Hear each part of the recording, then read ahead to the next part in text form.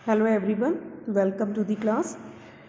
आज हम class 5th का चैप्टर नंबर 11 देखेंगे।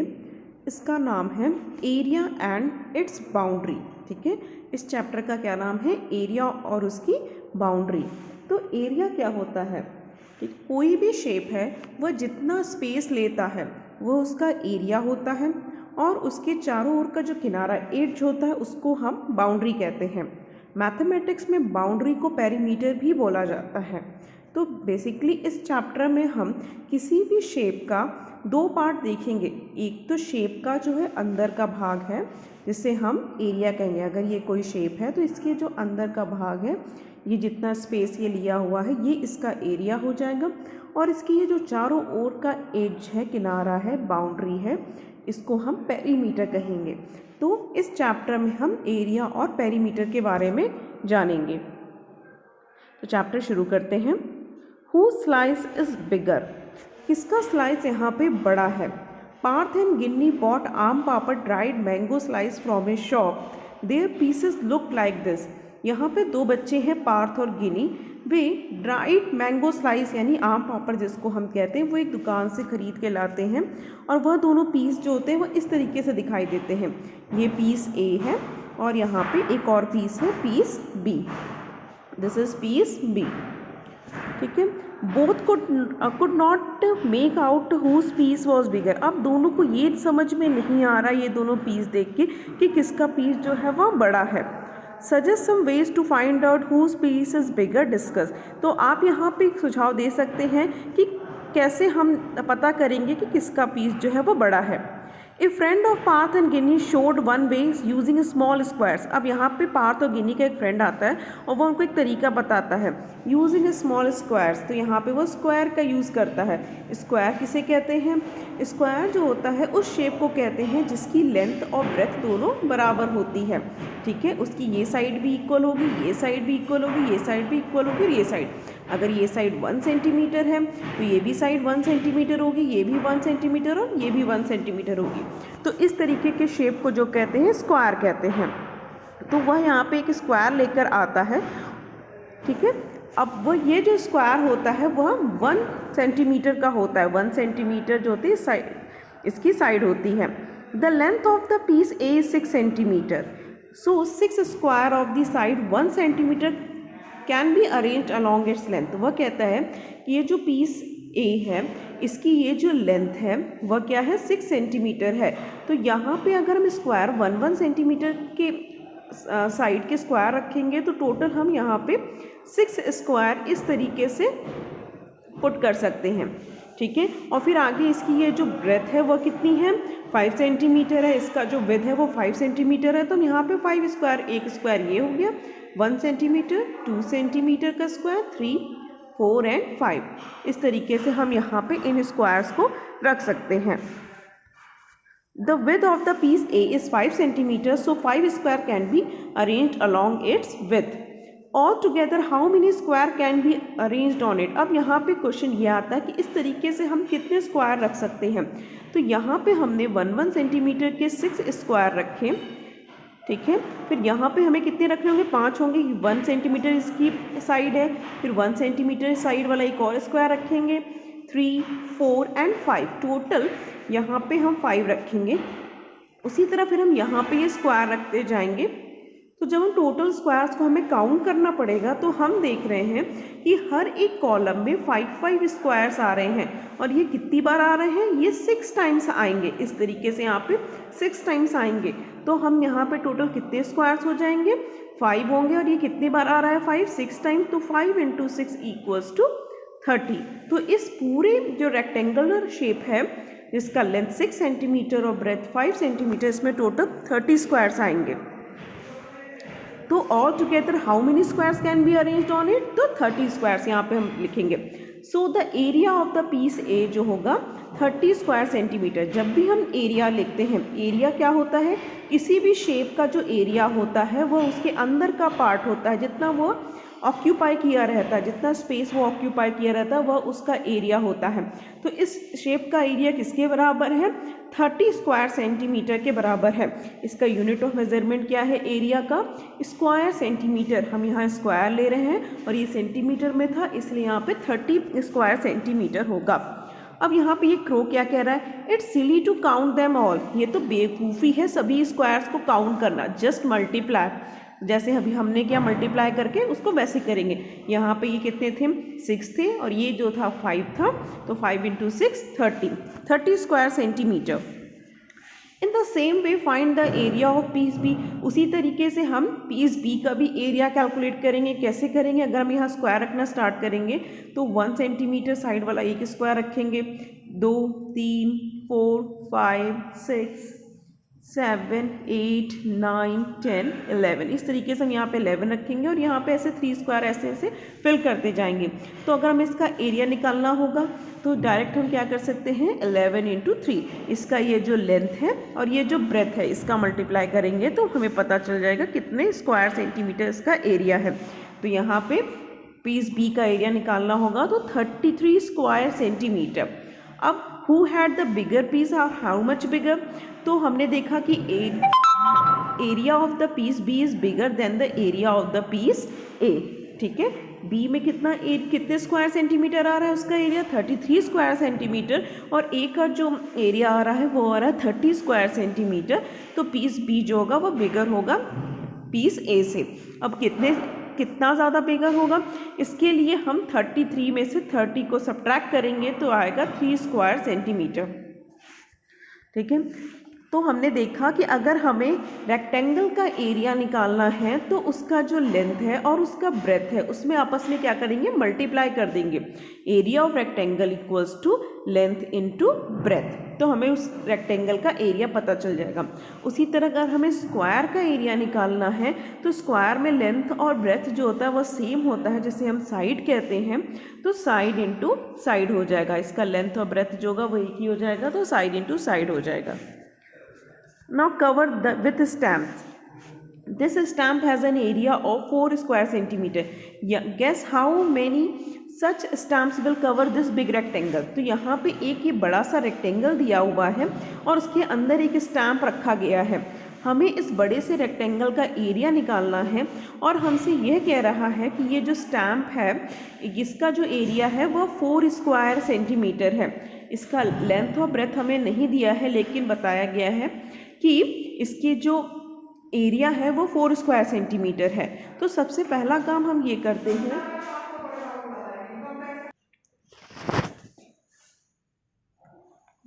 तो सबसे पहले जो है वो हम इस स्क्वायर को मेज़र करेंगे with the help of pencil and scale.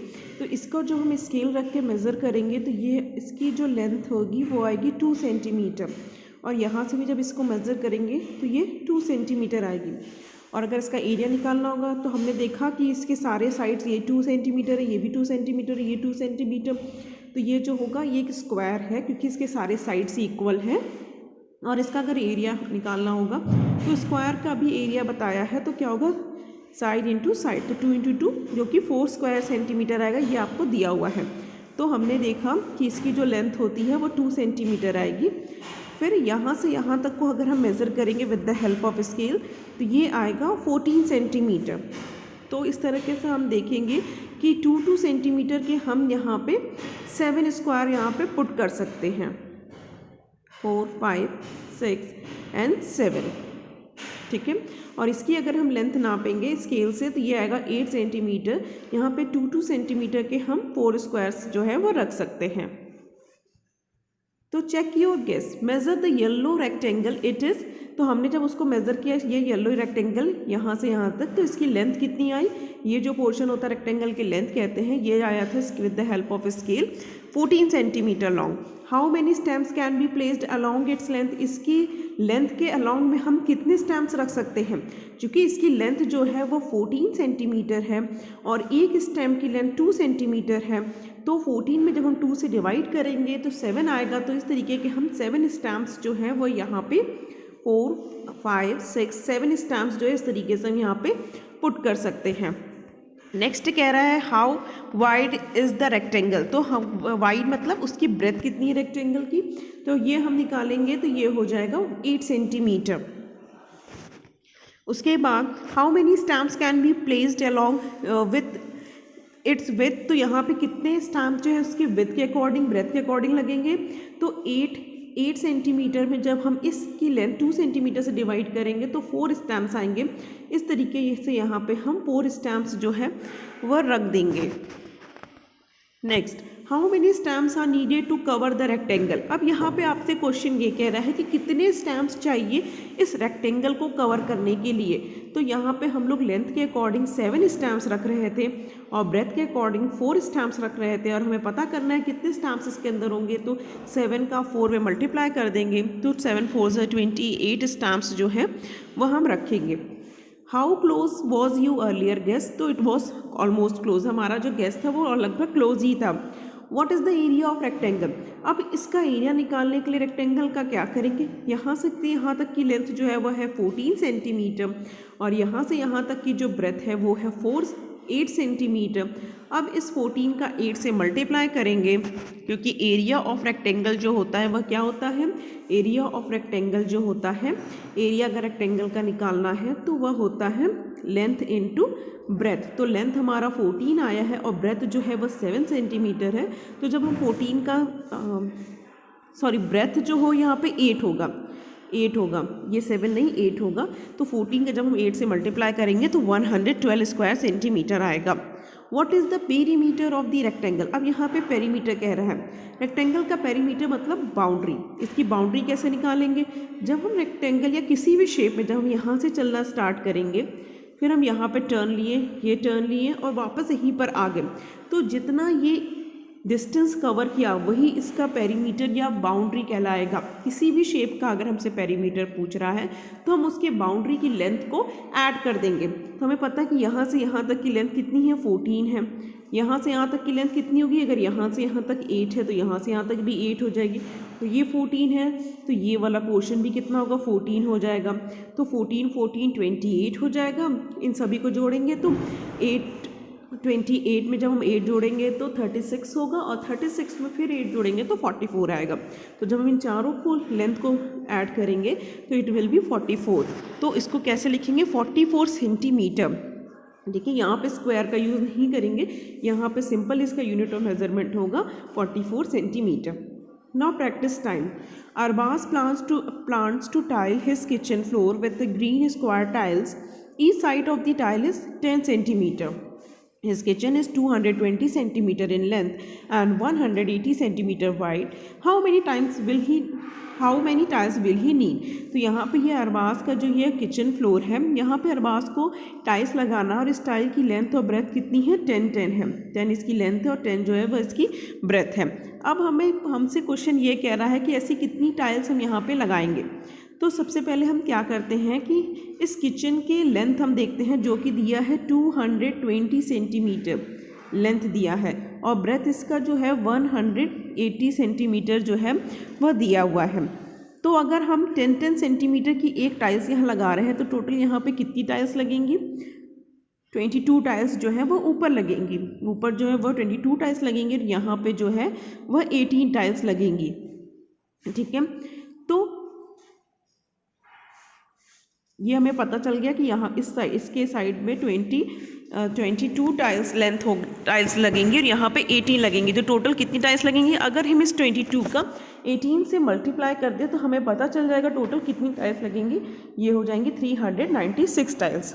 ठीक है, उसका दूसरा तरीका से हम इसके दूसरे तरीका ये है कि हम क्या करते हैं, इस पूरे किचन का जो है वो एरिया निकाल लेते हैं, उसमें से हम 1 टाइल के एरिया को डिवाइड कर देते हैं, तब भी हमें पता चल जाएगा कि कितने टाइल्स लगेंगी। तो इस पूरे किचन का एरिया कैसे निकालेंगे, 222 में क्या करेंगे 180 से मल्टीप्लाई कर देंगे, क्योंकि ये किचन का शेप कैसा रेक्टेंगल है और रेक्टेंगल का जो एरिया होता है वो होता है लेंथ इंटू ब्रेथ, तो 220 इंटू 180 हो जाएगा।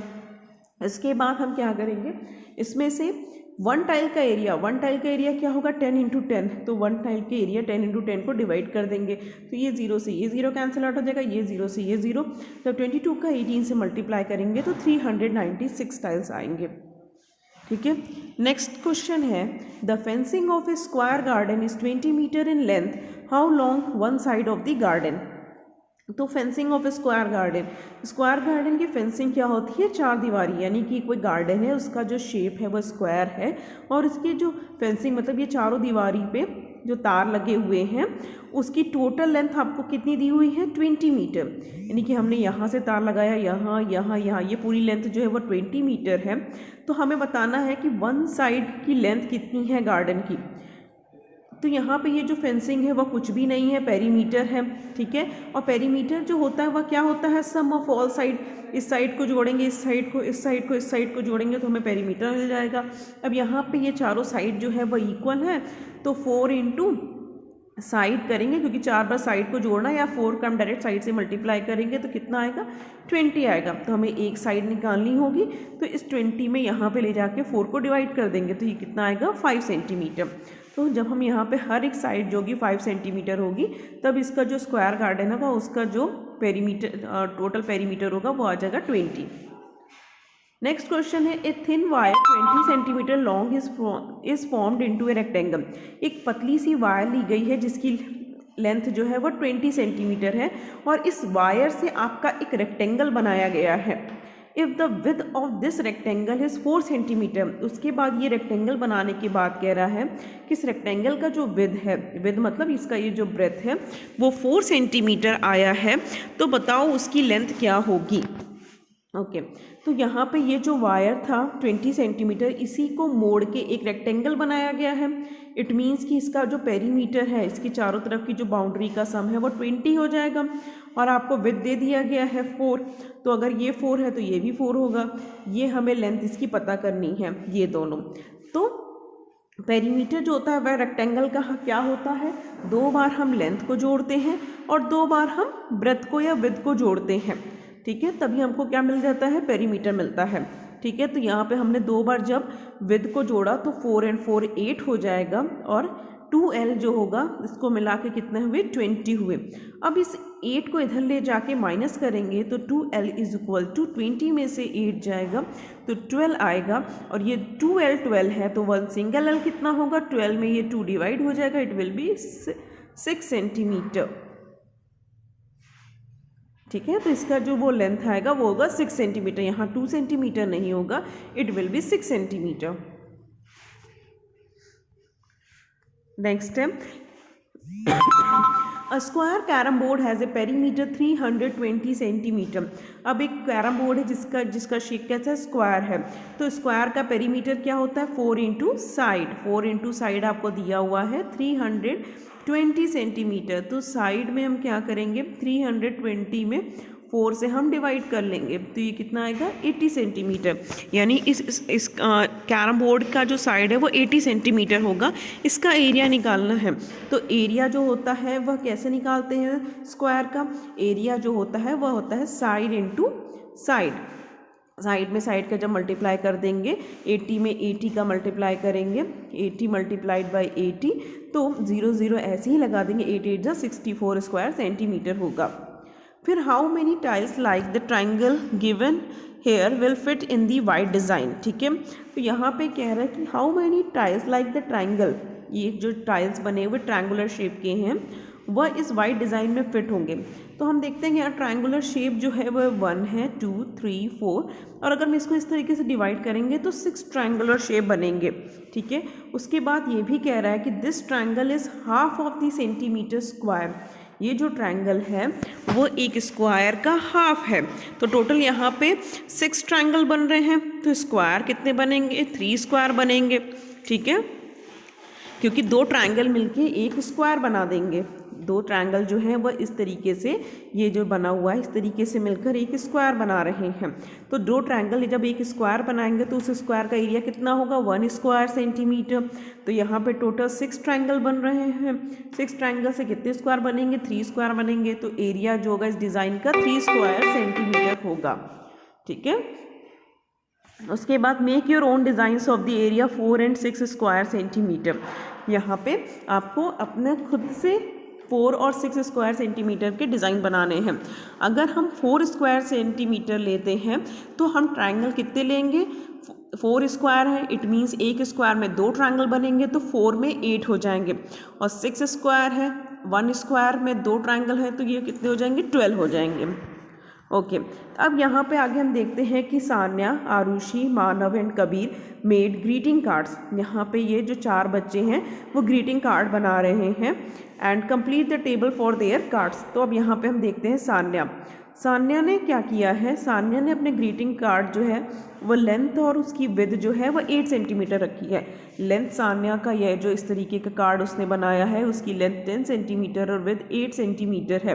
तो अगर हमको इसका पेरीमीटर निकालना होगा तो पहली बात इसका हम शेप देखेंगे, ये कैसा शेप है, रेक्टेंगल है। रेक्टेंगल का अगर हमें रेक्टेंगुलर शेप का पेरीमीटर निकालना हो तो क्या होता है, P इज इक्वल टू 2 बार लेंथ को जोड़ते हैं और 2 बार जो है वह विड्थ को जोड़ते हैं या ब्रेथ को जोड़ते हैं। तो 2 बार जब हम लेंथ को जोड़ेंगे तो क्या होगा, 10 + 10 करेंगे, 2 बार लेंथ, 2 बार विड्थ को जोड़ेंगे तो 8 + 8 करेंगे, तो टोटल करेंगे तो दिट विल बी 36 सेंटीमीटर। और इसका एरिया कैसे निकालते हैं, अगर हमको इस रेक्टेंगल शेप का एरिया निकालना होगा, एरिया मतलब ये बीच वाला जो पोर्शन अगर इसको निकालना होगा तो ये जो लेंथ है 10 और ये जो इसकी ब्रेथ है या विड्थ है 8, इसका मल्टीप्लाई कर देंगे 10 × 8, 80 स्क्वायर सेंटीमीटर होगा। उसी तरह मानव है, मानव को यहाँ पे दिया गया है कि जो लेंथ है उसके कार्ड की जो लेंथ है वो 11 है लेकिन पेरीमीटर 44 है, पेरीमीटर जो है वो 44 है, तो उसका विड्थ कितना होगा, पेरीमीटर 44 है, इट मीन्स कि अगर यहाँ पे भी ये 11, यहाँ पे 11 और यहाँ पे 11, यानी कि जब इसके ऑल साइड्स इक्वल होंगे तभी इनको जोड़ने पे 44 आ रहा है। पेरीमीटर मतलब बाउंड्री, तो 11 + 11 22, 22 और 11 33, 33 एंड 11 44, तो इट मीन्स इसका विड्थ जो होगा वो होगा 11 सेंटीमीटर। एंड इसका एरिया निकालने के लिए क्या करेंगे, क्योंकि हमें पता चल गया कि ये तो स्क्वायर है, 11 और 11 दोनों साइड इसके इक्वल हैं, तो जब हम साइड इंटू साइड करेंगे तो 11 × 11 करेंगे तो 121 स्क्वायर सेंटीमीटर आएगा। उसी तरह आरुषि है, आरुषि का हमें क्या दिया गया है, विड्थ दिया गया है और एरिया दिया गया है।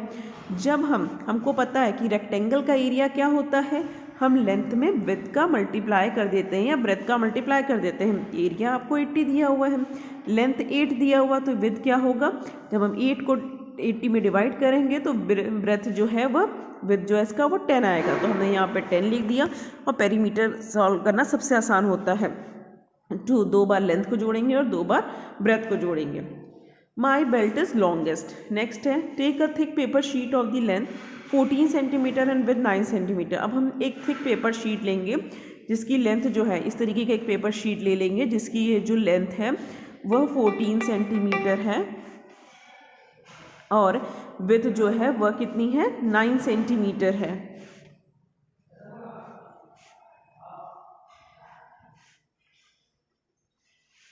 ठीक है, and you can also use an old post card. आप एक पुराना पोस्ट कार्ड भी यूज़ कर सकते हो।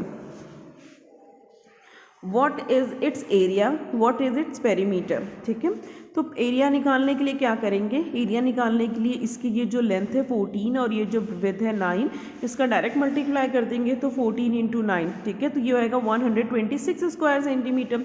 और अगर इसका पेरीमीटर निकालना होगा तो पेरीमीटर निकालने के लिए क्या करेंगे, 14 में 9 को ऐड करेंगे इस तरीके से, 14 9, ये भी 14 होगा और ये 9, इन सबको ऐड करेंगे तो ये आएगा 46 centimetre. Now cut strips of equal size out of it. अब हमको इस पोस्ट कार्ड से इक्वल साइज के स्ट्रिप्स निकालने हैं। Using tape join the strip end to end make a belt. अब इसका पोस्ट कार्ड से बेल्ट कैसे बनाएंगे, सपोज करो ये एक पोस्ट कार्ड है जिसकी लेंथ 14 सेंटीमीटर और विद 9 सेंटीमीटर है। अगर हम 1 सेंटीमीटर पे मार्क कर ले तो टोटल कितने स्ट्रिप्स कटेंगे, यहाँ से 9 स्ट्रिप्स कटेंगे और ये इसकी लेंथ कितनी रहेगी 14 और इसकी ब्रेथ जो होगी वह 1 होगी। व्हाट इज़ इट्स पेरीमीटर, तो इसका पेरीमीटर आप कैलकुलेट कर लीजिएगा। Whose belt is the longest in the class, और किसका बेल्ट लॉन्गेस्ट होगा, तो जो बच्चा जो है वो सबसे कम विड्थ की स्ट्रिप्स काटेगा हो सके कोई बच्चा जो है वो 3 सेंटीमीटर की विड्थ काटे तो उसके 3 ही बनेंगे बेल्ट, जो 1 सेंटीमीटर की काटेगा उसके टोटल 9 इस तरीके से पतले पतले स्ट्रिप्स बनेंगे। तो जिस भी बच्चे का स्ट्रिप का जो विड्थ होगा वो लीस्ट होगा, उसकी जो बेल्ट होगी वो लॉन्गेस्ट बेल्ट होगी। लॉन्गेस्ट बेल्ट मतलब वो अपने पूरे स्ट्रिप्स को जोड़ता चला जाएगा इस तरीके से और बेल्ट बनाता चला जाएगा। Discuss why did some of your friends get longer belts than others, because they made belts from thinner strips than others. आगे कह रहा है कि is the area of your belt same as the area of the post card, क्या तुम्हारे जो belt का area है वह पोस्ट कार्ड जिससे तुमने बेल्ट बनाया है उसके इक्वल होगा? तो हाँ, इक्वल होगा। क्यों इक्वल होगा? क्योंकि ये जो area of my belt is same as the area of post card. आप जो बेल्ट बना रहे हो किससे बना रहे हो? पोस्ट कार्ड से। तो पोस्ट कार्ड का जितना एरिया होगा उतना ही उस बेल्ट का एरिया होगा। What will you do to get a longer belt next time? आप लॉन्गर बेल्ट नेक्स्ट टाइम बनाने के लिए क्या करोगे?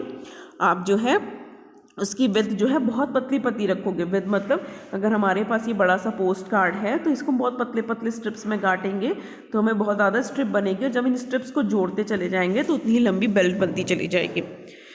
This belt is for the elephant, ये बेल्ट जो है वो एलिफेंट के लिए है। Look I can pass through a post card, I made a loop without cutting the strips. अब देखो यहाँ पे ये जो बच्चा है वह बिना स्ट्रिप को कट किए एक बेल्ट बनाया है, ठीक है।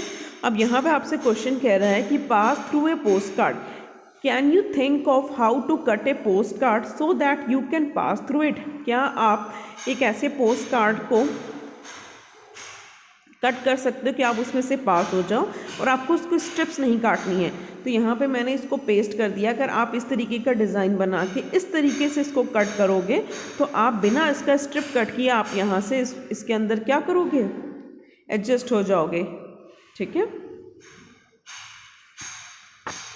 नेक्स्ट क्वेश्चन कह रहा है people everywhere you can play this game in a ground.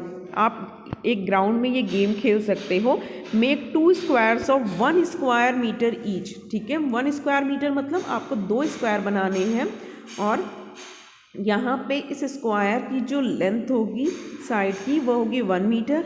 चूँकि स्क्वायर है तो ये भी 1 मीटर होगी, ये 1 मीटर एंड ये 1 मीटर। इसी तरह आपको इस तरीके से 2 स्क्वायर जो हैं वो बनाने हैं, ठीक है। ग्राउंड में आपने 1 मीटर के इस तरीके से 2 स्क्वायर बना लिए। अब ready to play, try this in your teams. How many of you can sit in 1 square metre. तो आपसे पूछ रहा है कि 1 स्क्वायर मीटर में कितने लोग बैठ सकते हैं। तो कितने बैठ सकते हैं? 3 या 4, इससे ज़्यादा नहीं बैठ सकते हैं। How many of you can stand in it. अब हमको वहाँ पे खड़े होना है, बैठना नहीं। अगर हम बैठते हैं तो बच्चे जो होंगे वह ज़्यादा स्पेस लेंगे, तो मैक्सिमम 3 या 4 आएंगे। लेकिन जब वो खड़े हो जाएंगे तो वो स्पेस क्या हो जाएगा? कम हो जाएगा। तो 4-5 हो सकते हैं। Which team could make more children stand in their square. तो अब यहाँ पे कह रहा है किस टीम के ज़्यादा बच्चे स्क्वायर में बैठेंगे। तो ये इस पर भी डिपेंड करता है कि बच्चे कैसे मोटे हैं पतले हैं, ठीक है। तो ये इस पर भी डिपेंड करता है। तो ये गेम हमें क्लासरूम में खेलना है। नेक्स्ट कह रहा है measure the length of the floor of your classroom in metres, also measure the width. तो आपको अपने क्लासरूम की लेंथ को मेज़र करना है। तो लेंथ जो है वह 10 मीटर, इस तरीके से आपका क्लासरूम है तो इसकी यहाँ से लेंथ मेज़र करना है, यहाँ से ब्रेथ। तो लेंथ को जब मेज़र किया गया तो 10 मीटर आया और ब्रेथ को 8 मीटर।